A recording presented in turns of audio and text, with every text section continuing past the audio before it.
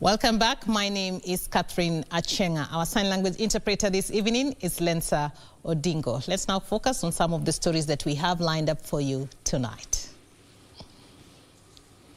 And we begin with events that took place earlier, where the International Women's Day was marked amid worrying statistics that show gender equality in the highest positions of power will not be reached for another 130 years. This comes as calls for women to actively seek elective posts dominated the national celebrations. Jacqueline Wambiru with the details. A report by the UN Women paints a grim picture on the state of women in leadership posts. The report shows women's rights and leadership are under threat, even more due to the COVID-19 pandemic, with its predictions indicating gender equality in top leadership positions will not be achieved in the next 100 years. The grim picture comes as First Lady Margret Kenyatta, presiding over the national celebrations in a virtual meeting, challenged women leaders to seek elective posts in the county and national level. It highlights the need for us to demand for a level playing field for women and girls, irrespective of race, religion, or social background.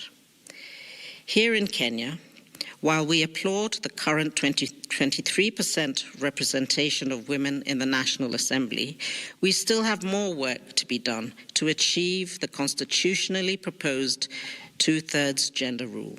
At the same time, she urged women to be vocal in combating harmful cultural practices that curtail progress. As women, must continue to raise our voices and protect ourselves against harmful practices such as FGM and early child marriage. These factors impede our pathway to reaching our gifted potential. Let us continue working together for the progress we believe in. Let us all begin with ourselves in our own spaces, in our homes, our schools, with our children. Public Service and Gender Cabinet Secretary Professor Margret Kenyatta pointed out that there is urgent need for women empowerment in the wake of the COVID-19 pandemic. We celebrate gains made and also reflect on the social, economic, political, and cultural context in which women live. Women and girls live and work. Our vision as women is that women and men will have an equal opportunity and adherence our development and getting to a better quality of life. Today, science informs us that gender equality is good politics. It is good economics, it is good governance, and it is good society. Commonwealth Secretary General Patricia Scotland said gender equality and women empowerment are essential components of human development and basic human rights. Women's participation in decision-making and their subsequent leadership in society is vital. And this was proven true even under the most turbulent circumstances of the COVID-19 pandemic. Right Honourable Patricia Scotland, the Secretary General of the Commonwealth.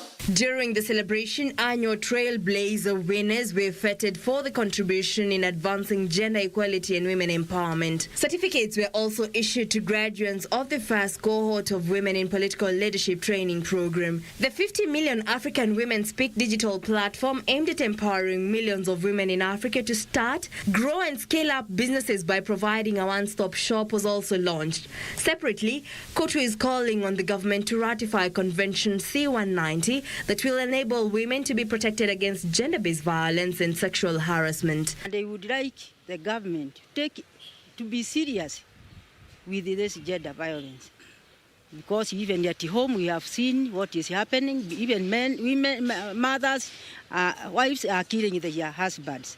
Children are killing their parents. We would like also to need everybody to be as a messenger, and also to see how we can solve this problem so that the society can stay in peace. Similar calls for women empowerment were repeated across the counties. 2022 wamama wasimame katika viti. Hatutaki ile maneno ya nomination, tunaambua ni favor. Mama akisimama ambaye anaweza, tumpatie nafasi ili wamama waendeleshe jamii. Let's discourage mothers who are doing FGM. Let's not mutilate our ladies. Let's not reflect our young girls. Tuweze kuona leadership enough, tuweze kuona MPs wakiwa wengi wanawake.